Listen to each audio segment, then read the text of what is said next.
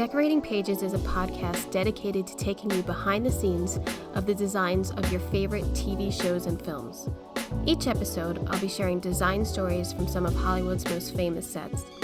Interviews from set decorators, production designers, directors, and actors about creating the look of TV and film, about their design inspirations, and stories that take sets from page to screen.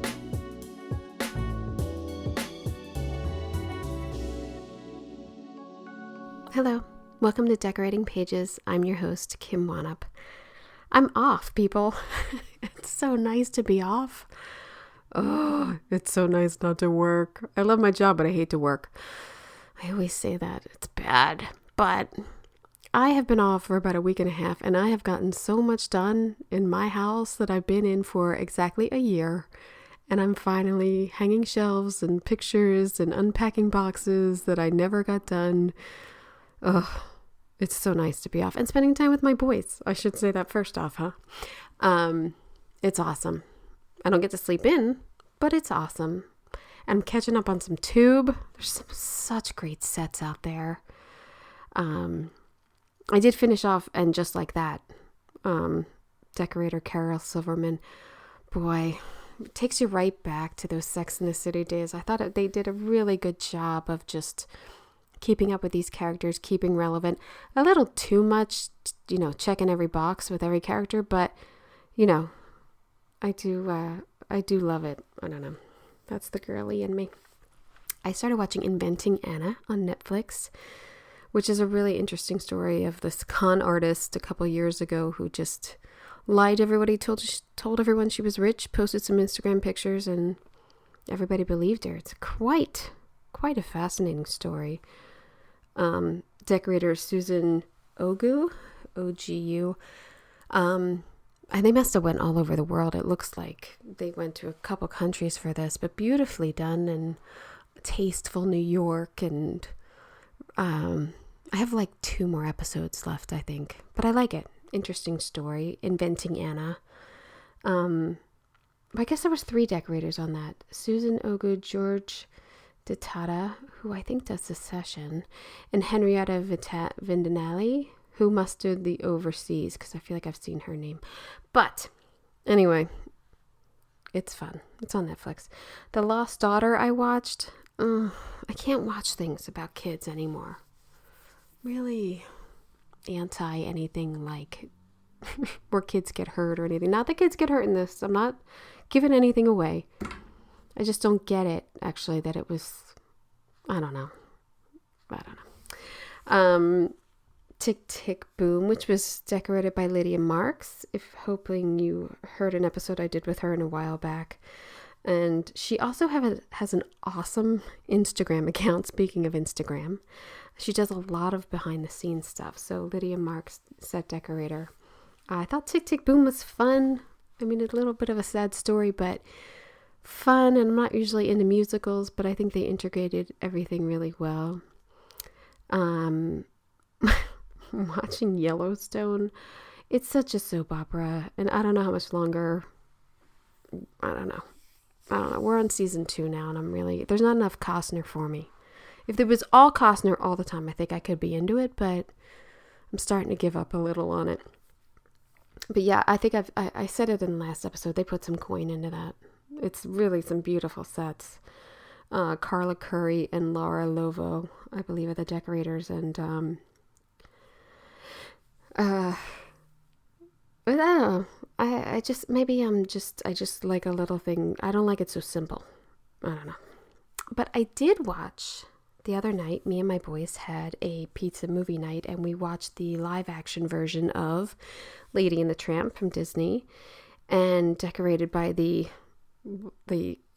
just in awe of Gordon Sims. And it's magical.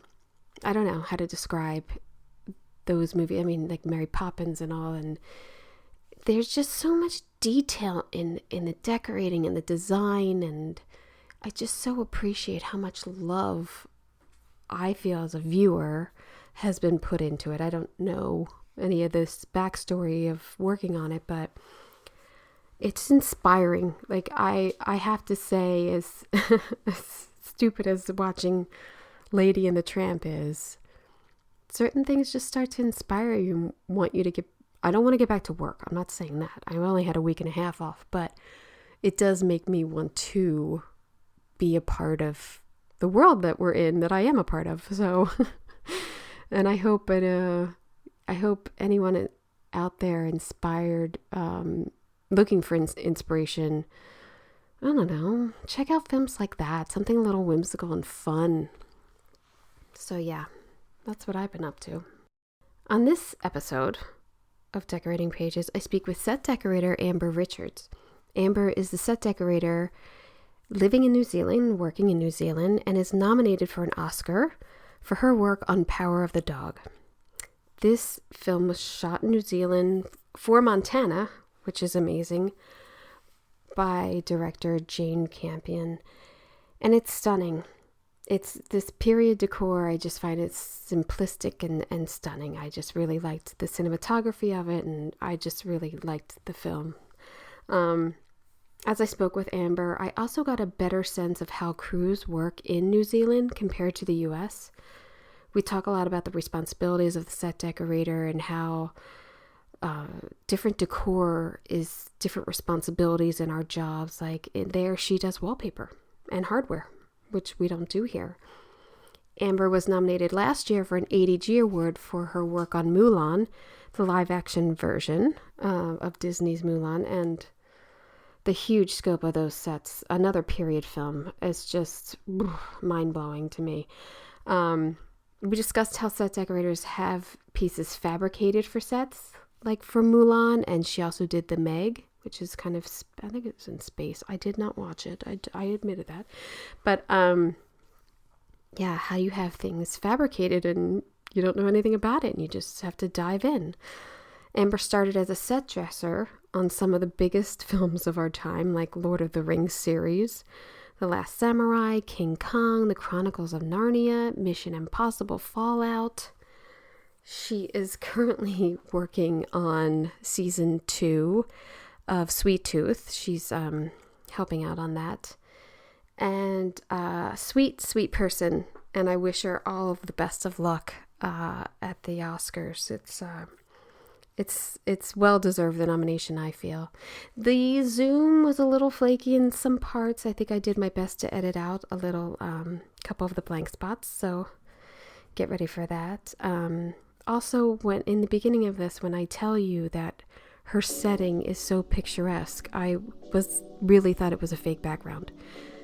She is like in this big open window of these blooming trees, and yeah, makes me want to book a flight to New Zealand.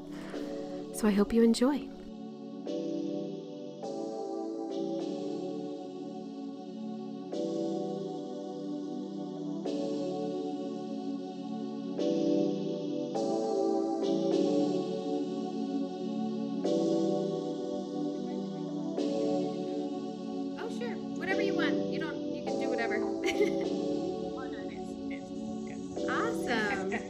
Look how beautiful. Look at your scenery. Is that real?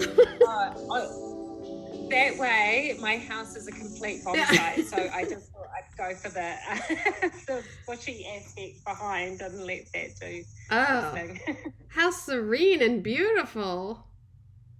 Yes, this is actually my home, but I work in Auckland, so I've just come back for the weekend, and it's like I've been for a swim at the beach and come back, and it's like, it's so restful. But this afternoon I have to drive back to the city and get back into work. So what do you? So it's quite a. Well, hey, any sort of mental break I think we can get is always good. It's always yeah. I feel like I moved a tad bit out of Los Angeles, and even for me, just like getting home is like out of the way, and I feel like, oh, at least I'm home. I don't have to think about work. Like any sort of downtime we get. It's so good, isn't it? Just switch off and be somewhere completely different. What are you working on?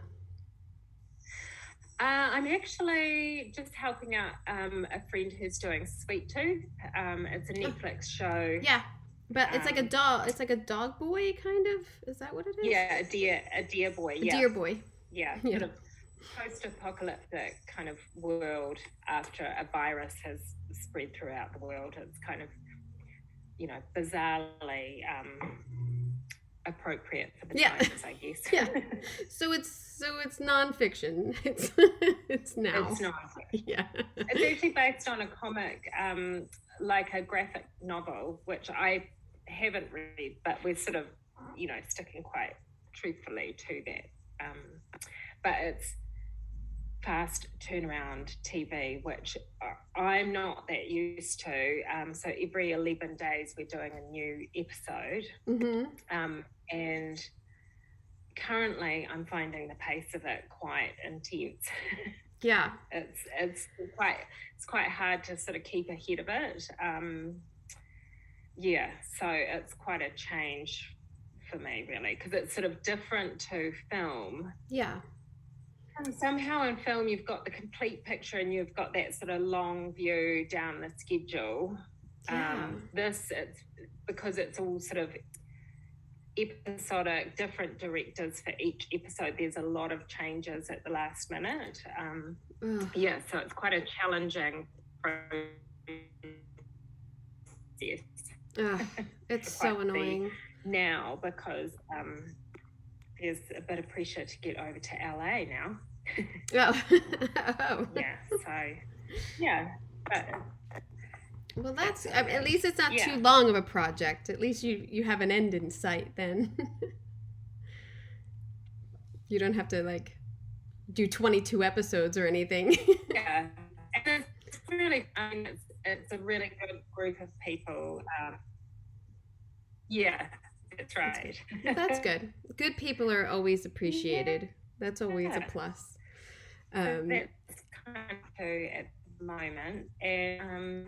Is it people you've worked with before, like on Power of the Dog or on other? Assistant decorator on who was my assistant decorator on Power of the Dog.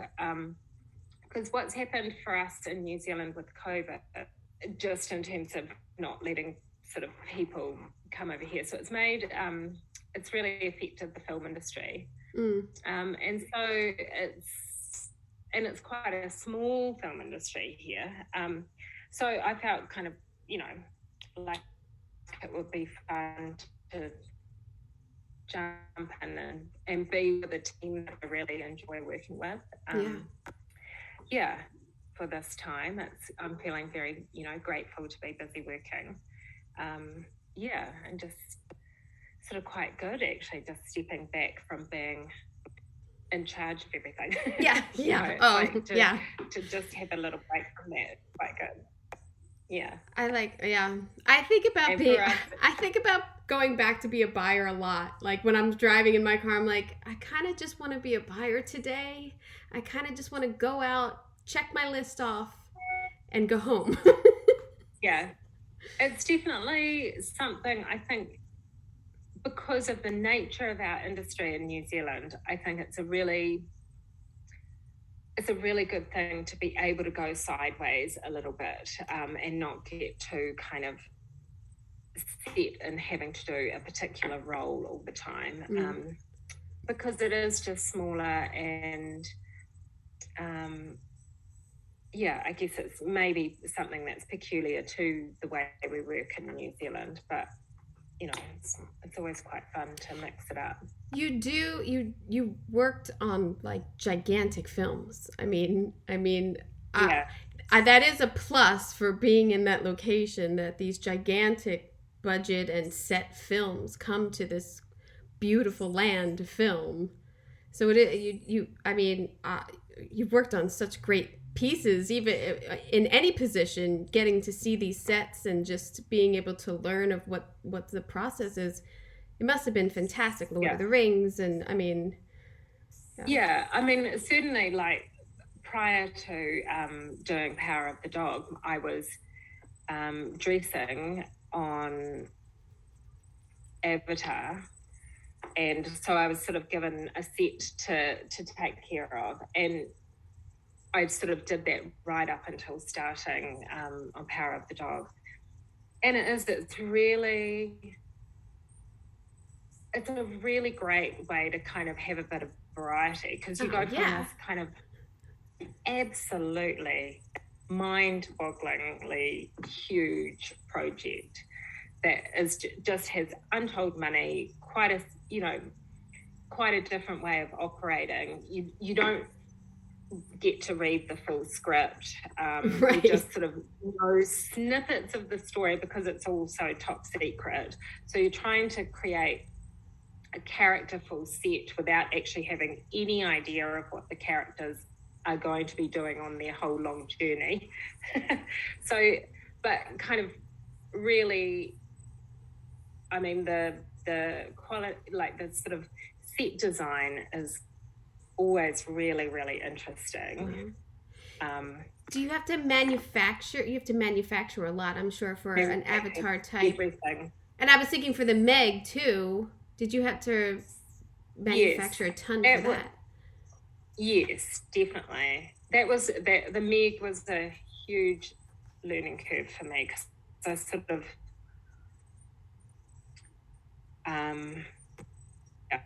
sort of felt, I guess it was just I was learning on the job how to deal with that whole sort of manufacturing side of things.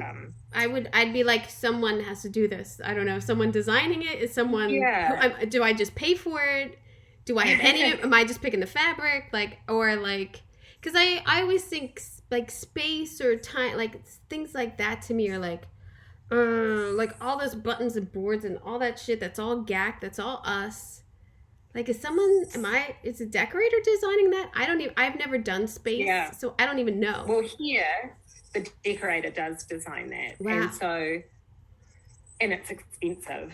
Like, oh my God. That stuff here is so expensive. So in the past, we've kind of, like from the first Avatar, we had sort of an old naval ship that was being scuttled, which...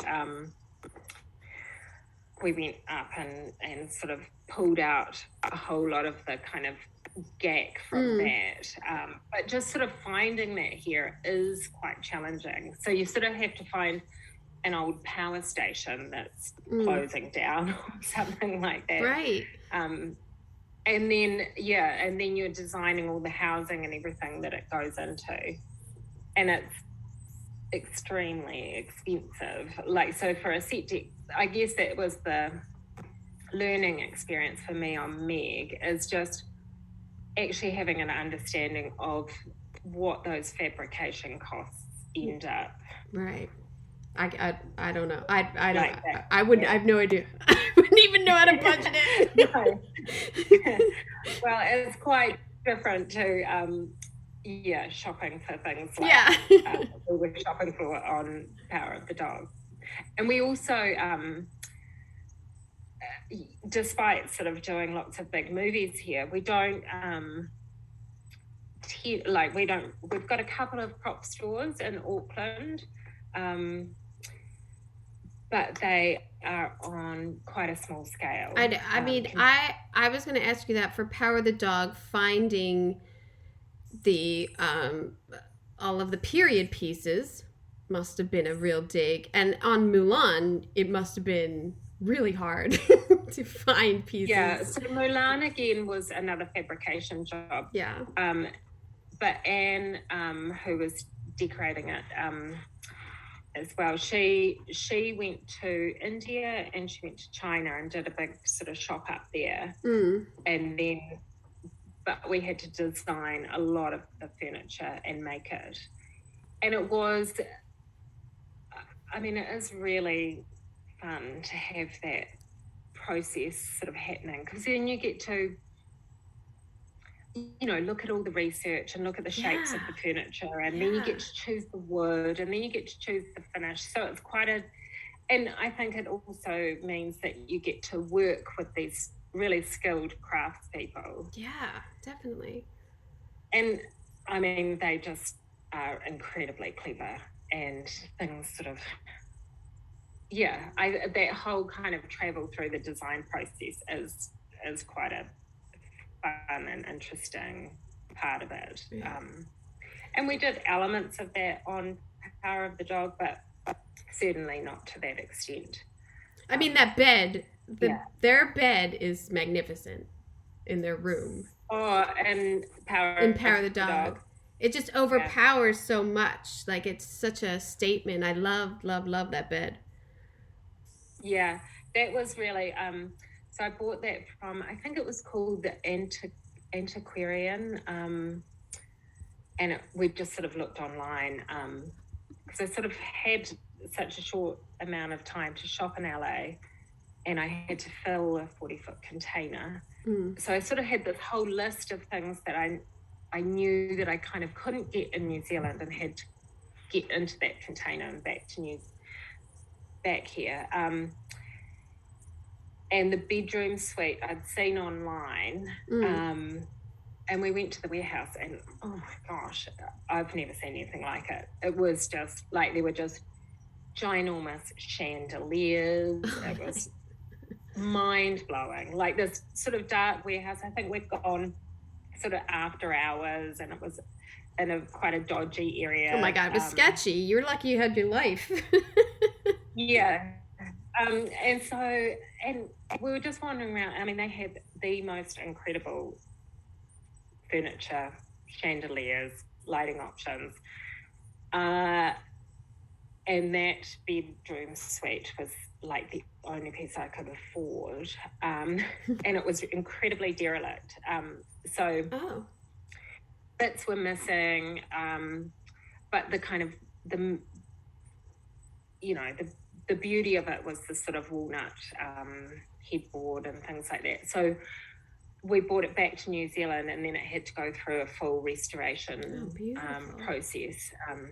And I thought it came up really good. Stunning. I was really pleased with that. Yeah. It's stunning, and it's I feel like it's another character in there. It's like overpowering when she gets there, but then it's sheltering her as she's like drinking and everything. It's kind of her hideout. Like, I just thought it was a beautiful piece to put in there.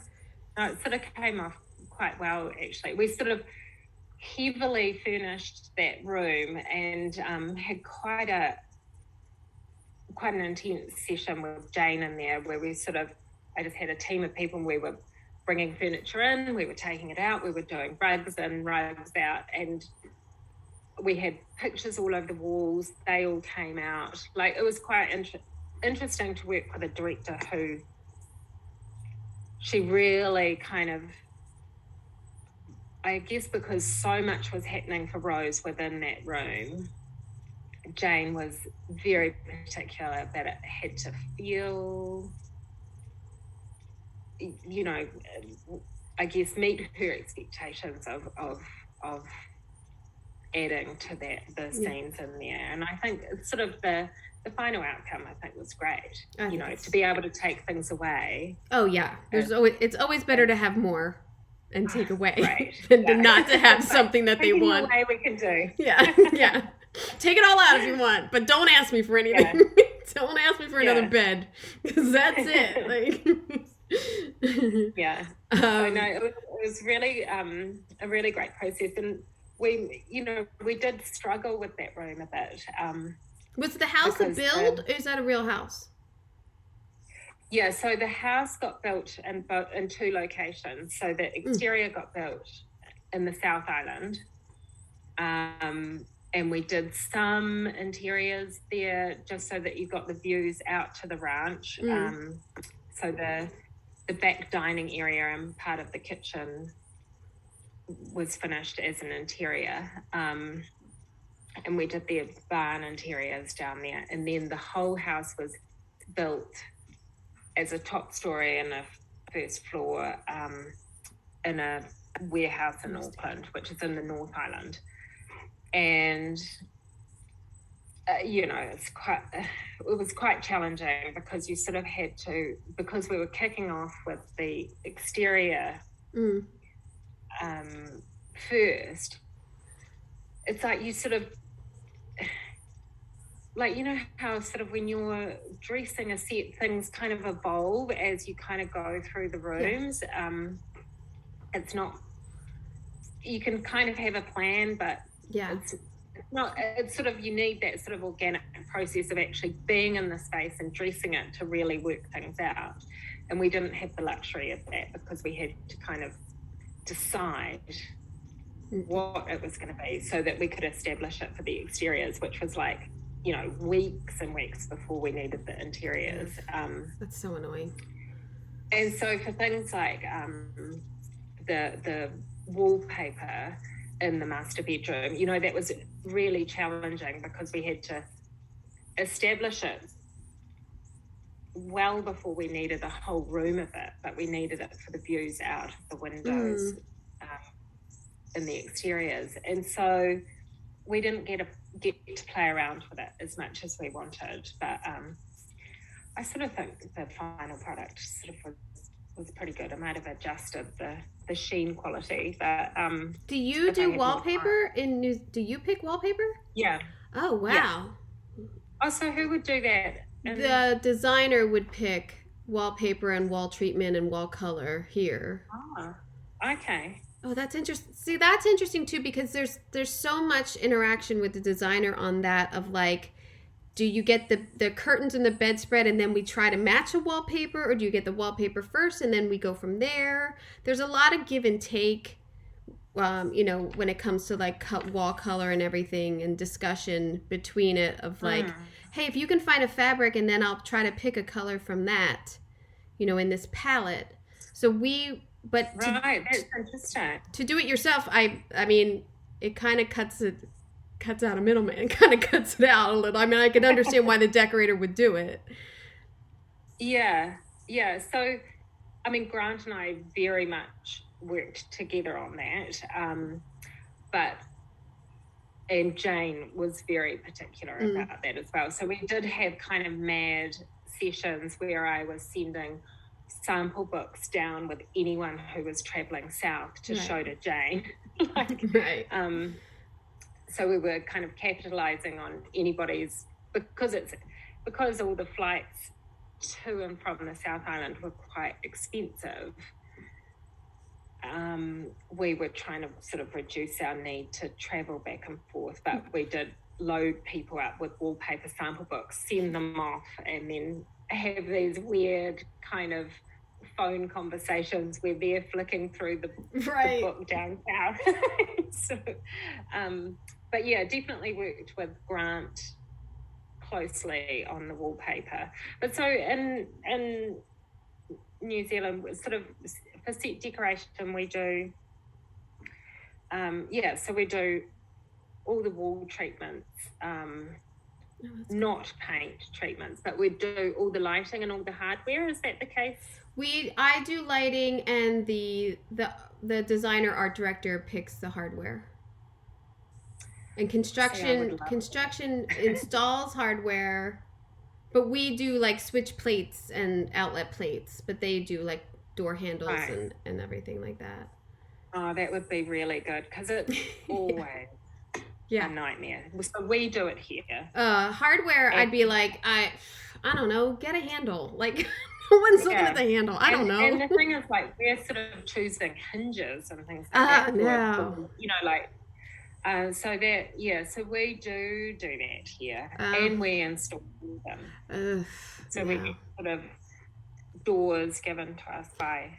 Our biggest joke is, you ask an art director, when am I getting this set? And they say Thursday. And I say, okay, does that mean everybody's out? Well, they'll still be putting hardware on, which is the door where we got to bring everything in. There's always a construction guy sitting in the middle of the door. And it's like, well, I'm not really getting the set if I can't get shit in. But it's a huge joke always of like, am I really getting the set, or is there a hardware guy in the middle of the doorway? But did you have a long prep? Doesn't sound like you had much prep. Well, actually, I think we did. That's a good question, because I can't even recall now how long we might have had. Or even if you had to do the exterior and go back and forth then to do the interior, like you were it seems like that's rough. That was the thing that was really difficult. So our budget was pretty tight. I mean, it was But it's period. It's a lot. It was workable, but it sort of it didn't allow for a lot of, for production. It didn't allow for a lot of flights for Grant and I back and forth from the South Island. So I actually ended up having Gareth, who was the assistant set decorator. He was sort of down there, kind of running the team down there, and I went down for that sort of. I think we had about 3 weeks ahead of the exterior that we started kind of moving in and doing the barn, and we sort of had a few other sets down there that didn't make the movie, but so we kind of did I did kind of 3-week or 4-week sort of stint down there, and then we'd go back to Auckland sort of working on the interiors. Was the town? It was definitely quite. Oh, pardon me? Oh, yeah. It sounds really challenging to be that far away from shooting and trying to prep another set. That's really hard. And the whole production had moved to the South Island. And it's not like, I guess the thing is, it's not like you sort of fly into that city where the location was. You fly into a city, then you get in a car and you drive for hours to this really remote location. Forget it. Didn't have very good cell phone signal. Like, so it's a full day that you lose in travel. Yeah. So each time you chose to do that, it was but it's always an adventure. I love a bit of location work.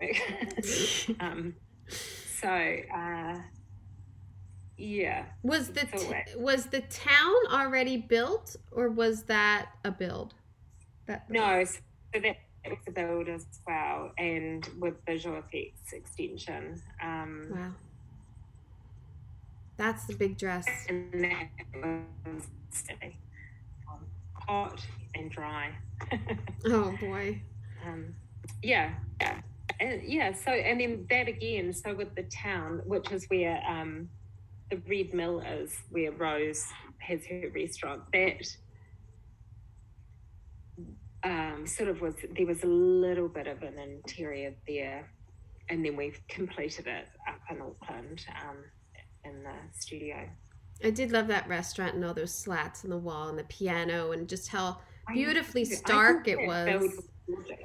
Yeah. I loved all the tongue and groove, and and Grant is so, like, he has a whole layer of story behind all of those sets. So there's sort of like the area of the wall where that used to be open to the mill, but they've kind of closed it in, and so that's why you get different paint changes. And I really love that about sort of the way he thinks about sets, is the life of the building before the point that we're. It must be nice. It's your third time working with him, or more? I've actually worked with Grant a lot. I've worked on a lot of his films. Working with him as a decorator, I've just done sort of for Power of the Dog, The Meg, and Mulan. Yeah. But I did my first feature film that I ever worked on was The Lord of the Rings. Oh, bummer! No one ever saw that. Like, yeah. And I think I was about 26 or something, and I came back I was having my sort of OE in the UK, and got called up to come back for it, and it was so exciting. I feel like I was like the perfect age to just really enjoy the complete madness of it, because New Zealand had never seen anything so big and so crazy. And we, you'd get a call on a Friday night, and like from our boss, and he'd be like, right, you and Jill, you've got a plane to catch tomorrow, go home, pack your bag, and then you're going to the South Island. Hadn't been to this area of the South Island before. Pick up a 4-wheel drive ute and then you're off to dress the set, and you'd just be like, it was such an adventure because you'd have no idea where you were going, sort of, what you'd find there, and then you'd just be given, some local people to work with who weren't from the film industry, so they'd be like couple of big burly stonemason men.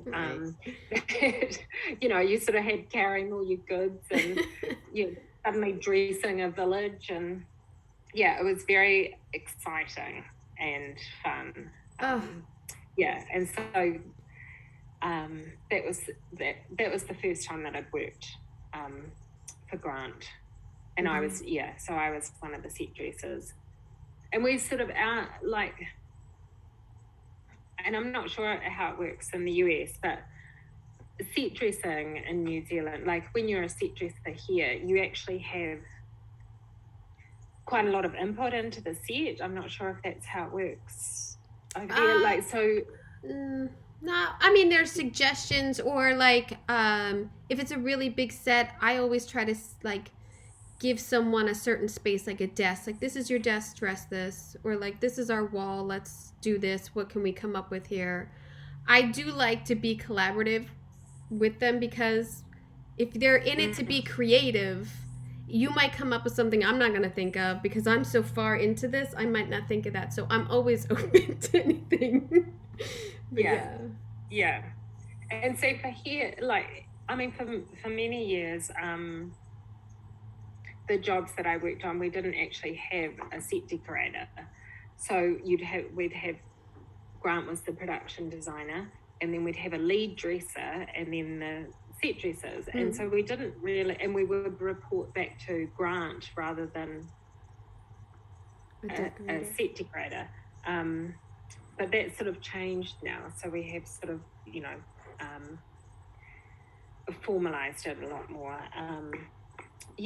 So with regard to Lord of the Rings, as set dressers, I mean, we had a lot of kind of creative input.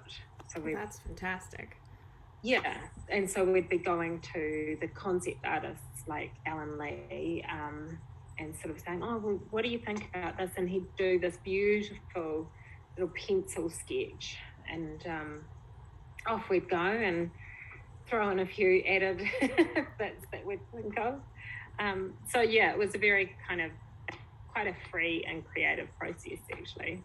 Oh, that's awesome. That's such a, I think too, when you're getting into this, that's what you want to get your hands dirty, and you want to be on something that exciting. That must have been so awesome.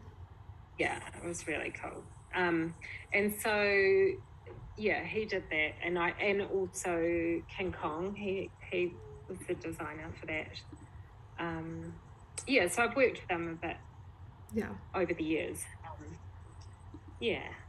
Well, it's always nice, I feel, to work with someone you've worked with before, because just that shorthand and I know he's not going to go for that, or she wouldn't like that, I'm not even going to bring that up, or that's not an option for her. It's nice because you're saving yourself time when you're comfortable with a designer.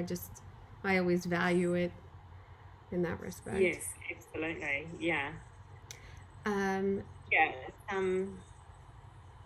I really do. I really enjoy working with him. He's a very clever man. and just has that wealth of experience that oh my god, his resume is ridiculous.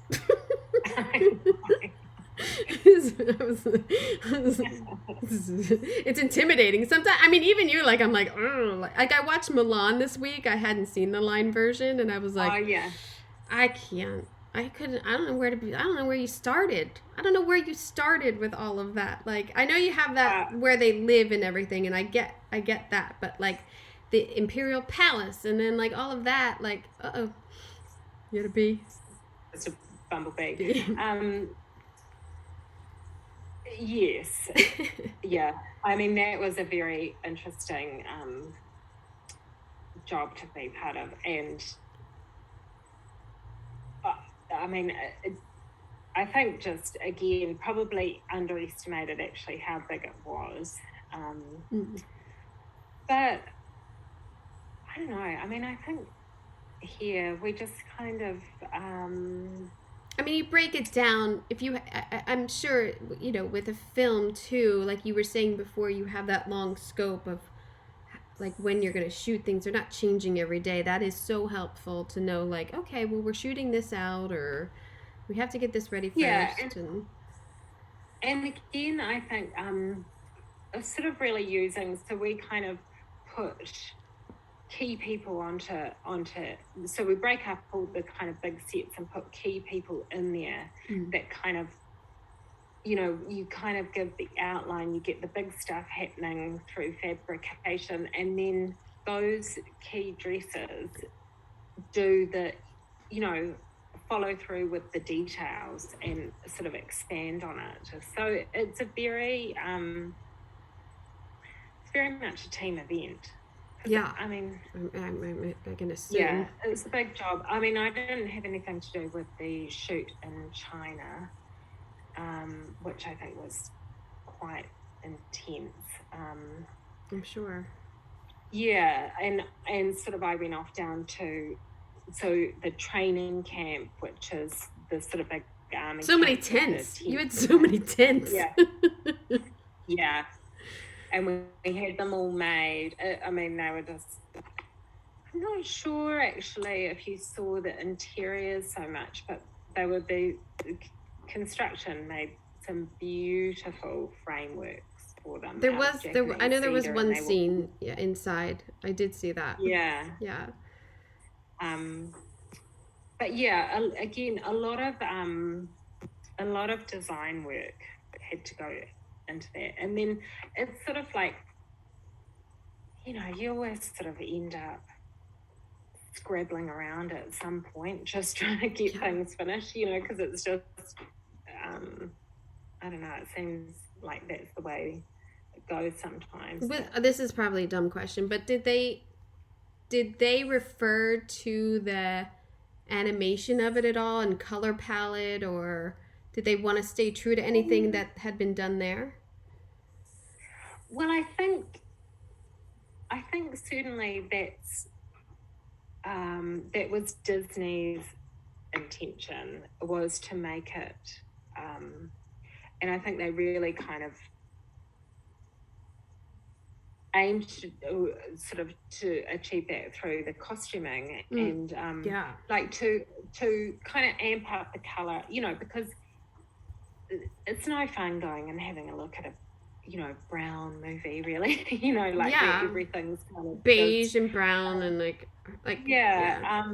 when it's a kids animated movie, you know, it's like, or that's the reference point. So I think they did amp up the color, and I mean the finished product of Mulan was actually quite different, I felt, to how the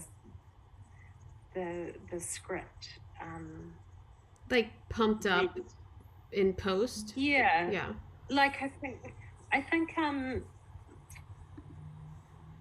there were a few sort of comedic characters that got cut from it. So yeah, but I think certainly with the costumes, like they elevated the color and things like that. And we did a bit of that in the Tulu, which is the round. I was trying to find the name of that because I was actually looking for, like, what is that called? In there? So Tulu, which it's been criticised because it's sort of incorrect for the period of the film, but you know, it's that hard line that you're sort of wanting to reference certain things in history, but you're not making a documentary, you're making a film. Yeah.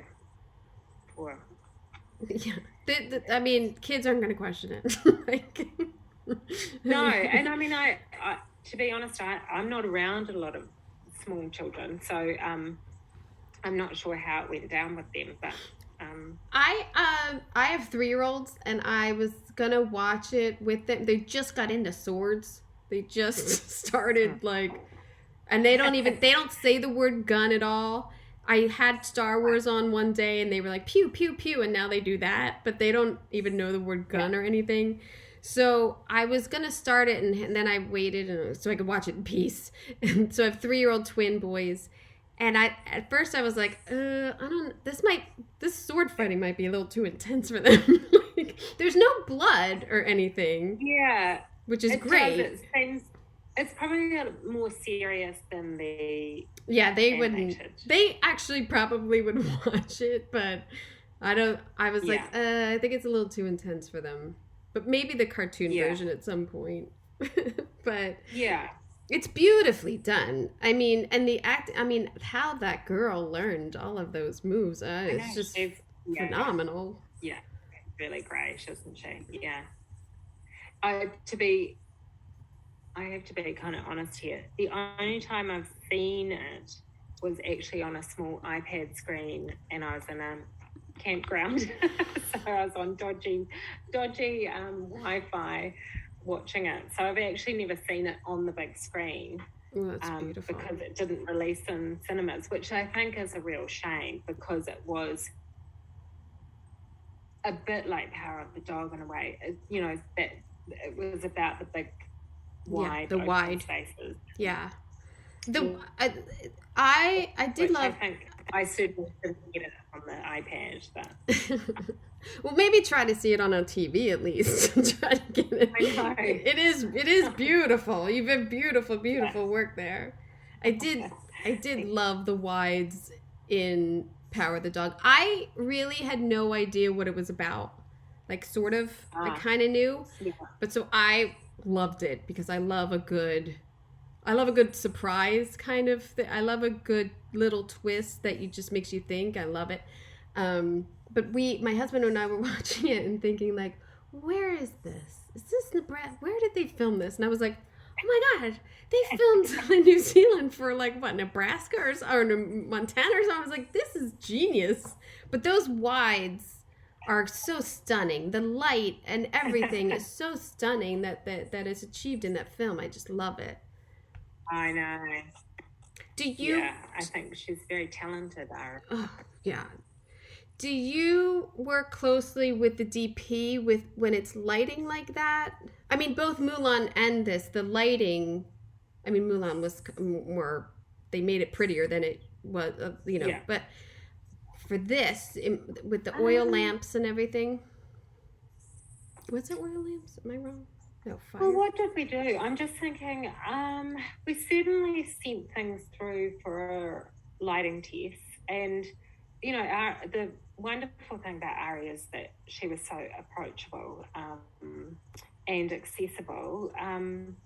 And I think, we just, in terms of working with her, we just really made sure that any kind of window treatments, we kind of, ran by her, because her and Jane were very sort of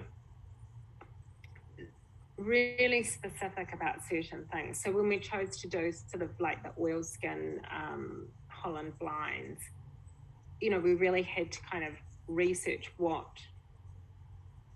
colour and oilskin was going to give the sort of glow through that they wanted. So yeah, definitely worked with them on that. Again, for the wallpaper, how it's going to work with skin tone and just all of that, those kind of layers. And yeah, the lights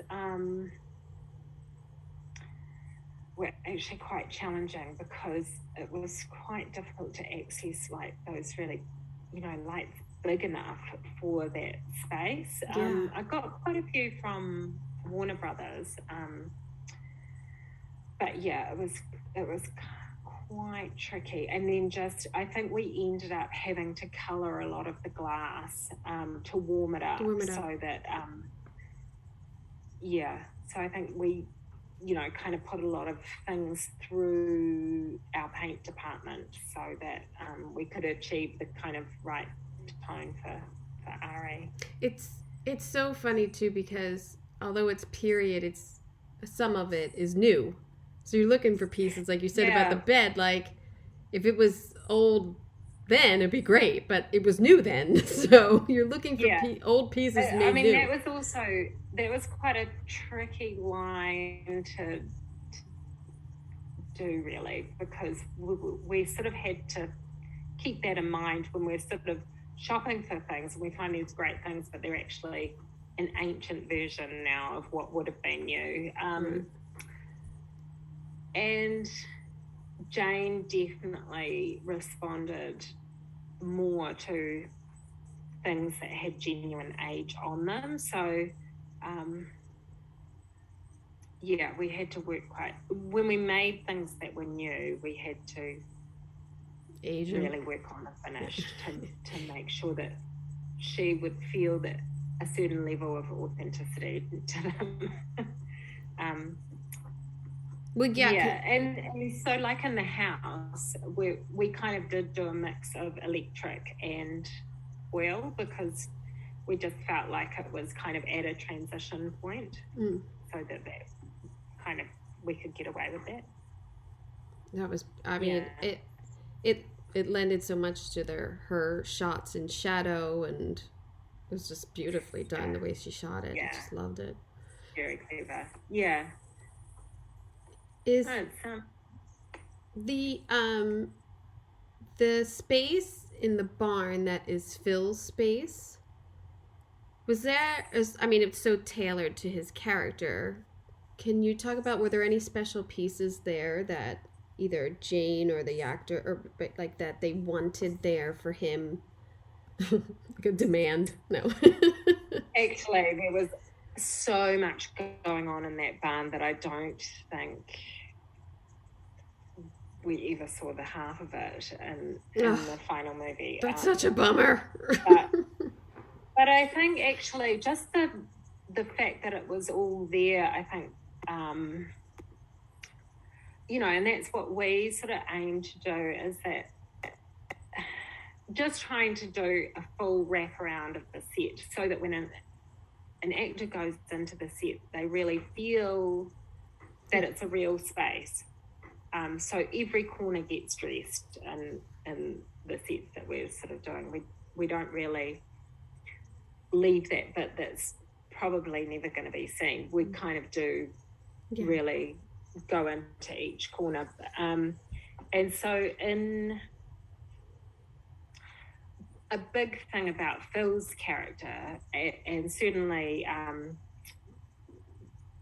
within the book, you really get so the original book, you get a real sense of the backstory of Phil, which is that he's incredibly accomplished at sort of anything he turns his hand to. So he is really good at braiding rope. He's really good at whittling beautiful little miniature pieces of furniture. He's, so he's a craftsman. I think we put in there, sort of metal working equipment, and these were all cues that we'd sort of taken from the book. So so we had a lot of and sort of sculptural carving and things. We'd sort of put a bit of that into the barn as well. So it was very much, I think what you ended up seeing was very much the woodworking side of his of things, but there was a lot else going on. And then and the set dresser that sort of worked with that, he sort of is very clever at so we sort of block out kind of the main things, but then sort of left Ben to really just dive in and kind of go into all these kind of lovely little, so he sort of immerses himself into the set and to work up the details. I mean, it had a lot of dressing in there, and it was actually just a really beautiful space to begin with. Like, the construction of it was really, really lovely. There's kind of hand-hewn big poles, and it felt really great from the get-go, and I think it just sort of evolved, you know.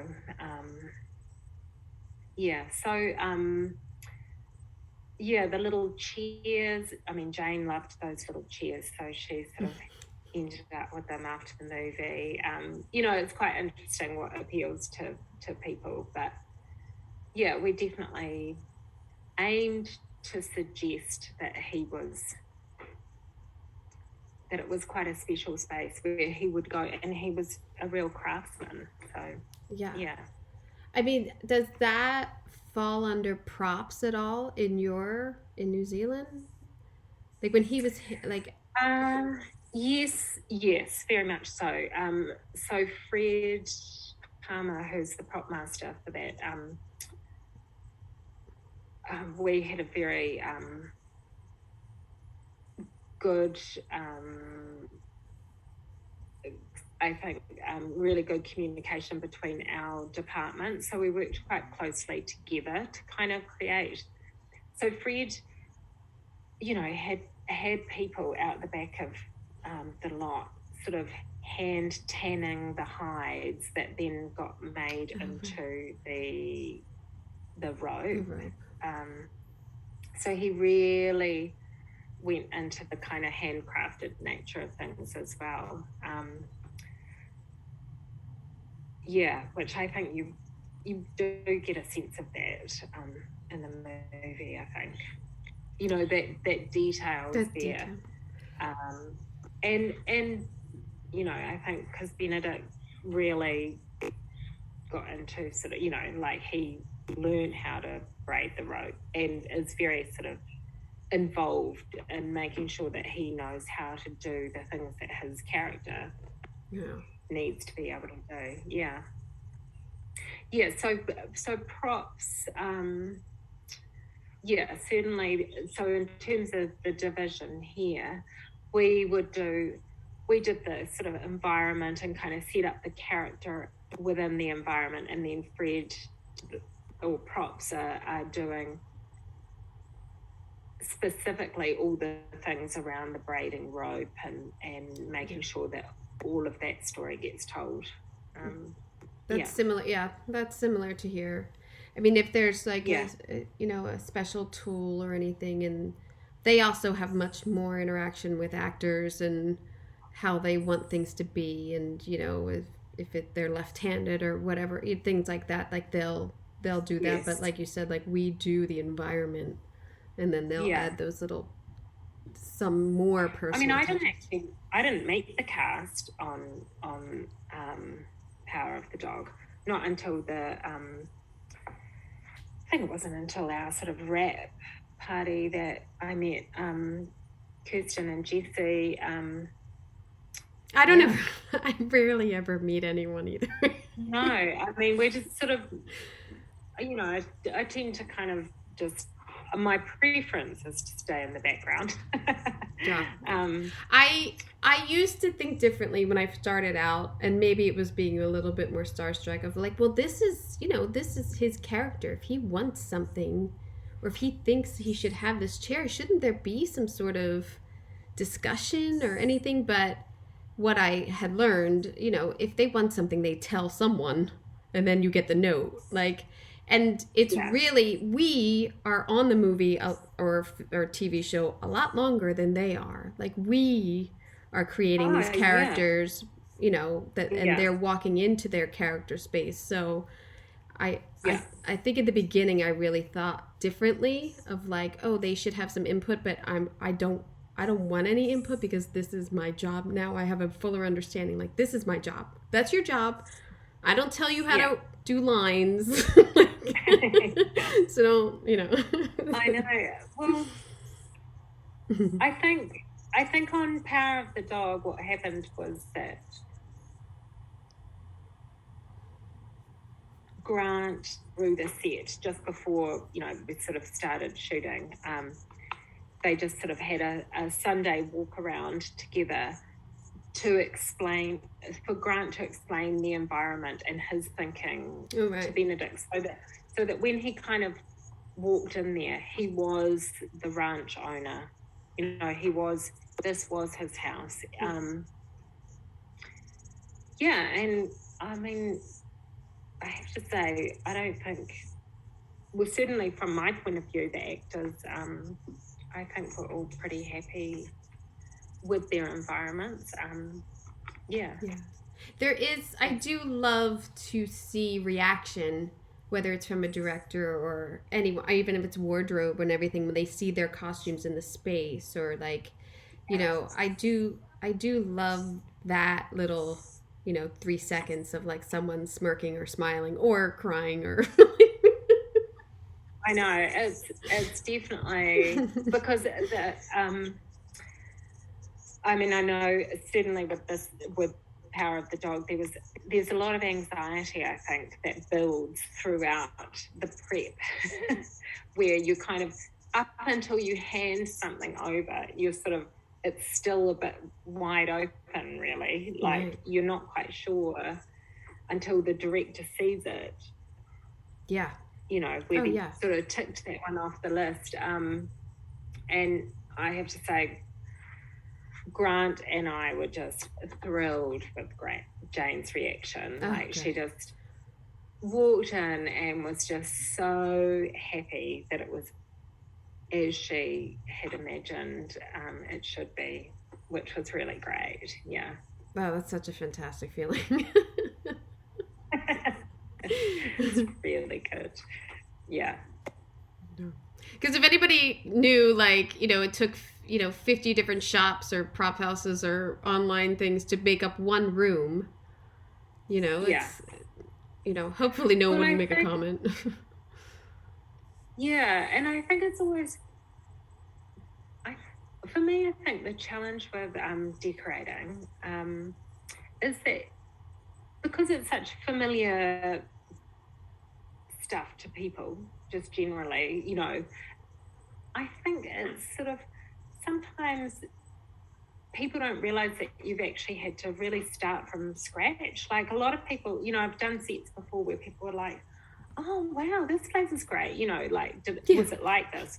Yeah, it wasn't like this an hour ago. Like, it's like, we've had to completely create this. And I think what people don't realize is, to kind of make a set feel real, you need so many layers,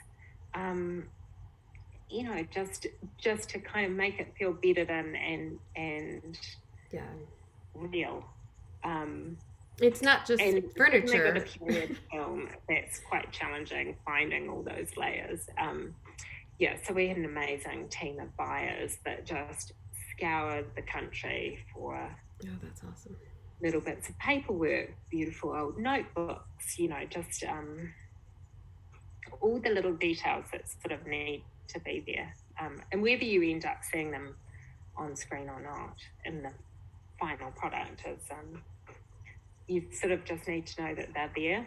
Oh, yeah. Yeah. I definitely noticed your art selections, and, it's not, people didn't have like art on every wall like we have now, or directors aren't, a lot of people, maybe not just directors or DPs, don't want to shoot a blank wall, whether it's realistic or not. And it was so, it's so nice in the film just to see the room. I thought that was really, at first I was it's sort of a bit surprised that Jane took everything out of the, the master bedroom, but actually it certainly made it stronger, I think. Just being able to see that wall space. And also because we wanted to suggest that the parents had kind of taken some things with them. So we sort of had a bit of a backstory for the kind of emptiness of the house. When that mother hands over the rings, that to me is that's the best detail of the whole movie, because you don't really get it at first.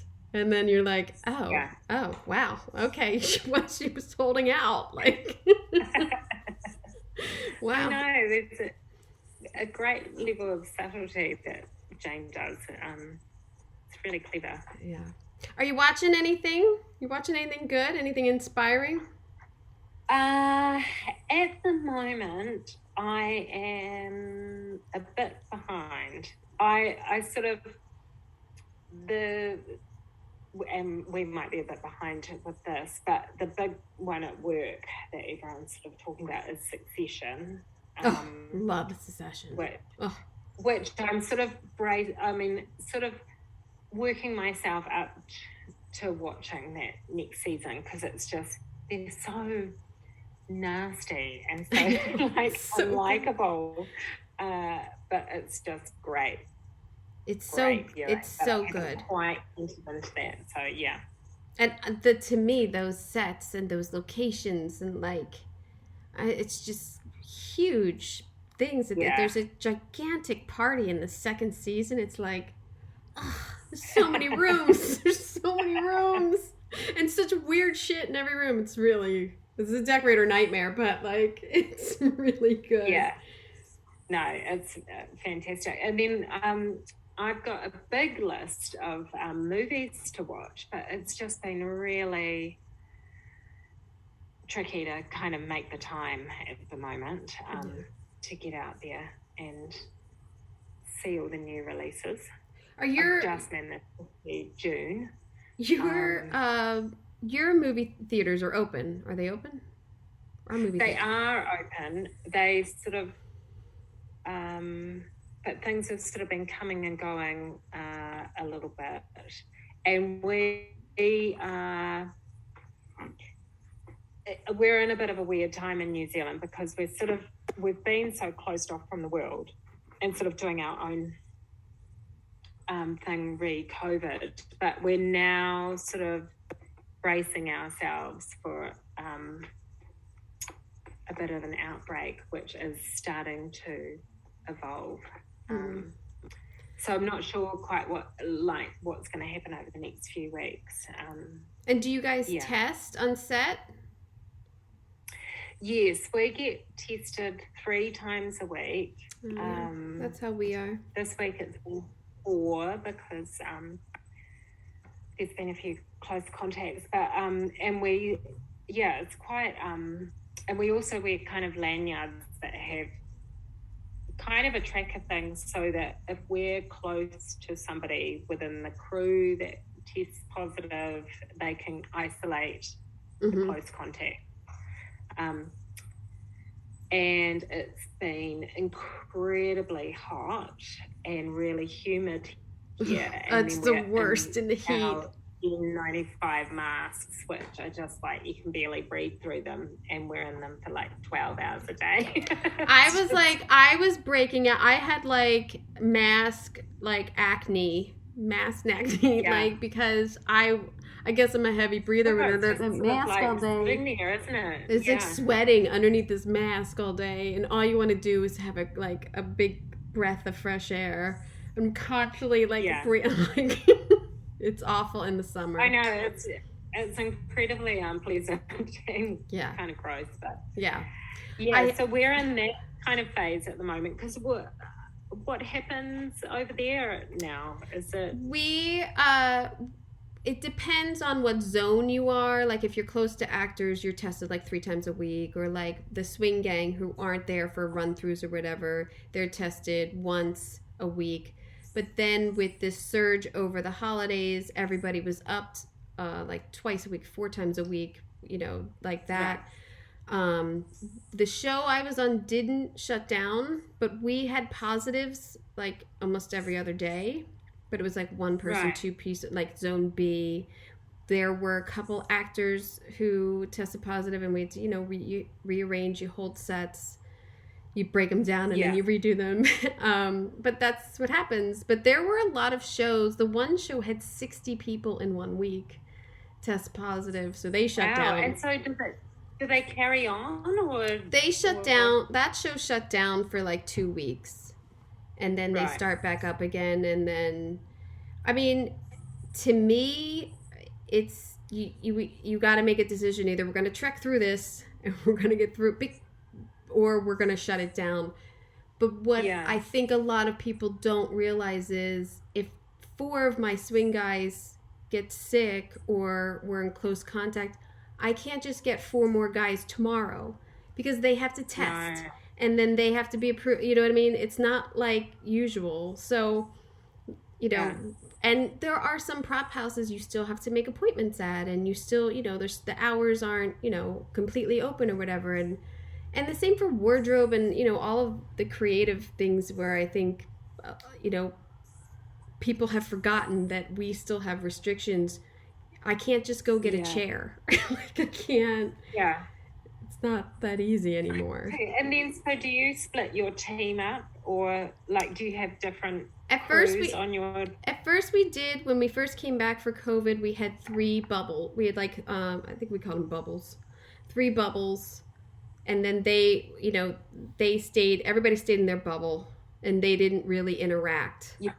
We had people like on the lot, and then 2 location crews going, so that if somebody got sick, then at least you had people in another bubble that could sort of fill in. But that sort of in the year sort of went away, and then we're down to nobody cares about us, just don't get sick and get everything here on time. But we just had that huge surge, and we're coming out of it. Los Angeles just lifted the mask, like mandatory mask inside, but now it's contingent. Any business, it's up to them. So you're still basically wearing a mask in stores and everything. Stores are you can make it your own. And we're not doing face shields anymore. That part has gone for production. Okay, yeah. I couldn't really work around the face shield. I just kind of went with the mask. Yeah. Awful. The face shield was awful. And then we went to goggles, and it was like, okay, can we just come on? So yeah. So, but yeah, hopefully we're on the tail end. I hope it doesn't get too bad there for you. I hope we're at the end of it. I watched this show last night on Netflix called Inventing Anna, and it's this like it's good. I think it's really interesting. Yeah. But they're at this, I forget what episode, but they're at this there's this like big party, and there's like everyone's in groups of 2s. And there's like 20 people in the whole party. I'm like, ooh, no one showed up that day. Like, that was a bad COVID day. Like, it's not good. But yeah. I always ask this. Do you have, it could be any TV or film, do you have anything you wish you decorated, whether it was like Wizard of Oz or like anything? Is there anything you wish you were a part of? I mean, you've been a part of such huge, awesome films down there.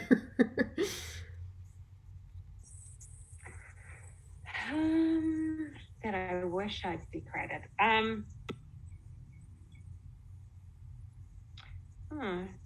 Okay.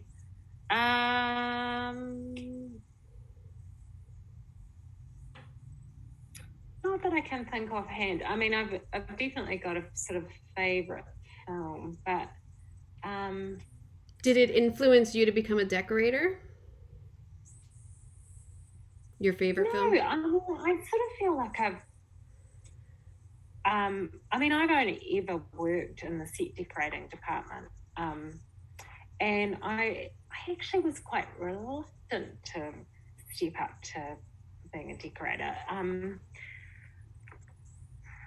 it was quite a surprise when I did to discover how big that world was. Like, the difference between being a set dresser and decorating is quite, I found was quite significant. I think just, being responsible for the budget, for crewing, for, meeting all the meetings that you have to be part of. It's quite,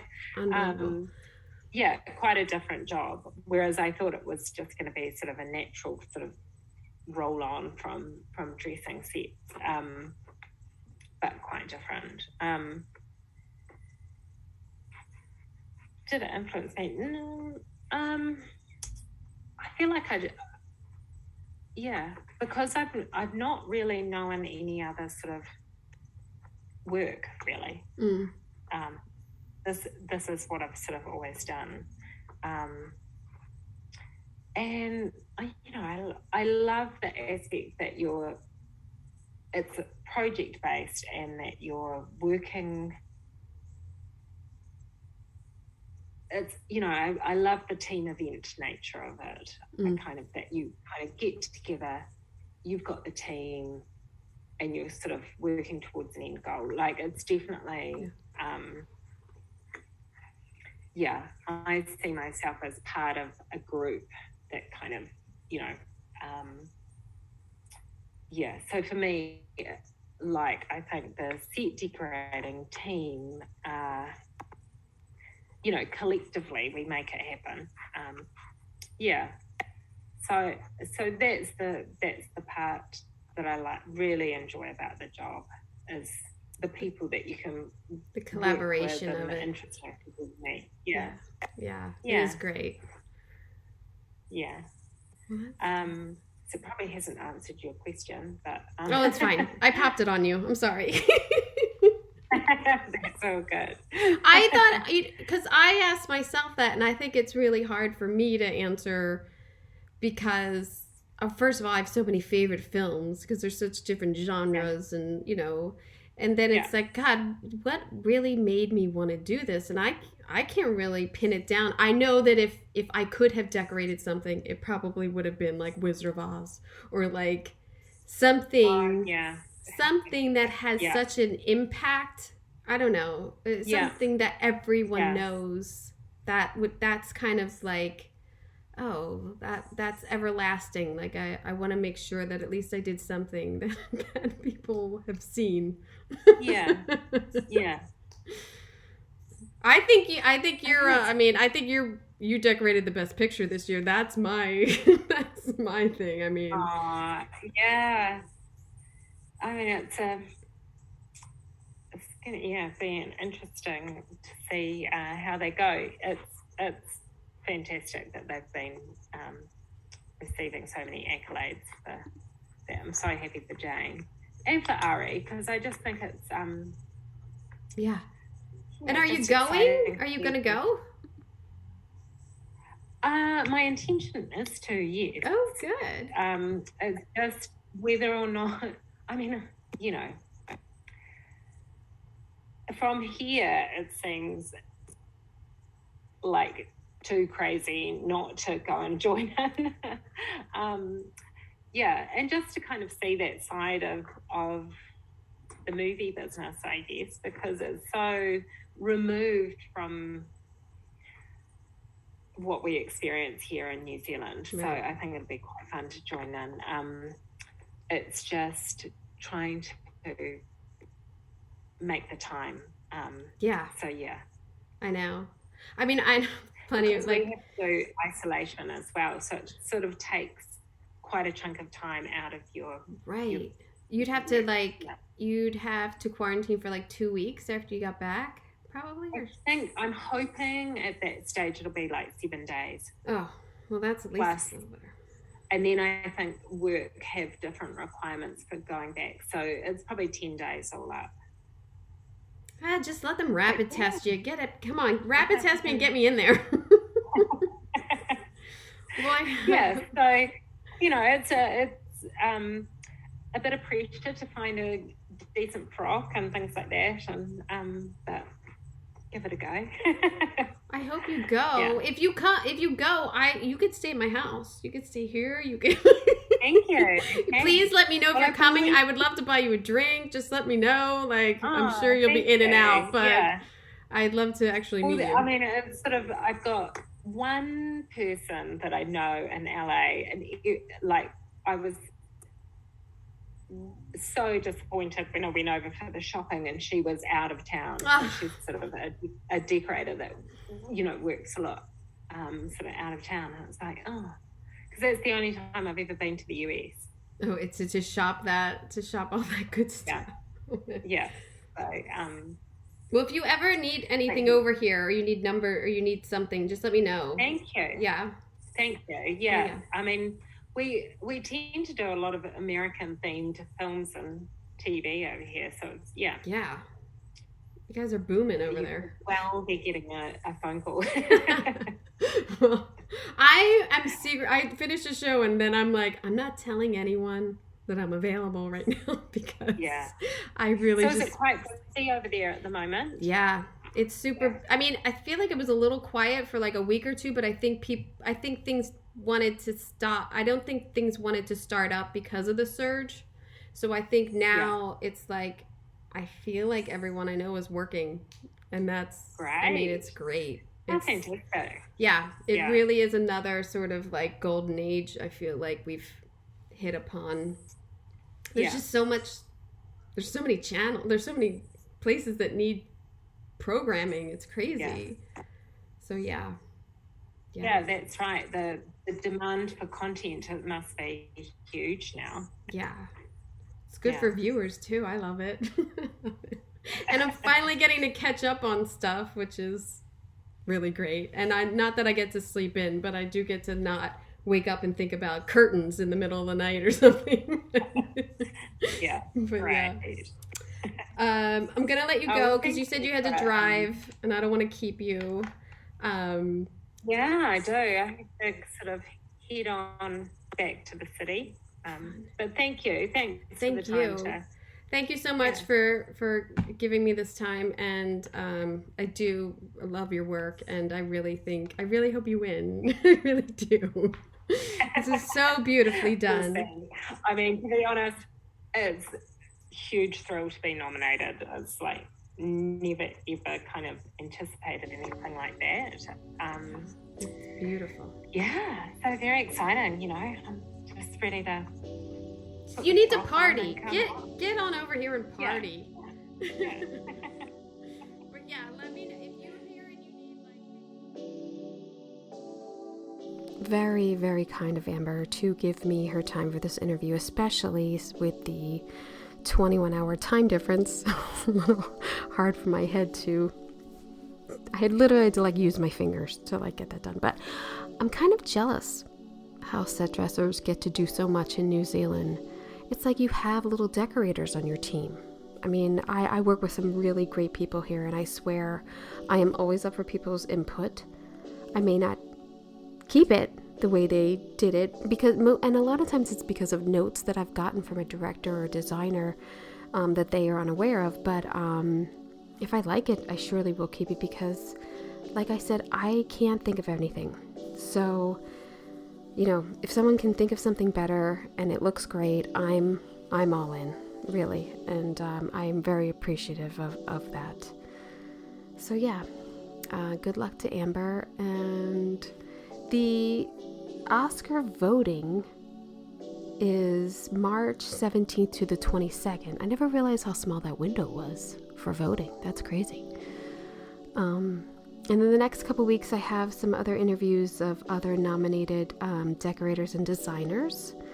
Hopefully, if it works out, set decorator Jane Campion. God, I can't. It's Vieau. I gotta ask him how to pronounce that. Who's nominated also for an Oscar for his work on Nightmare Alley. And these films couldn't be any more different. I mean, Power of the Dog and Nightmare Alley. I don't know how you choose between these films for an Oscar because it's so different. It really makes it so hard, I think, as a peer group to pick and choose, you know? Again, I'm not in for everyone getting a trophy. I'm not saying that. I like to win. I hate to lose, I love to win. I'm just saying it's a hard choice when you see these films and you know all the pain we put in it. But yeah, so I have some exciting interviews coming up for you. I hope you got an earful. I'm Kim Wanup for Decorating Pages.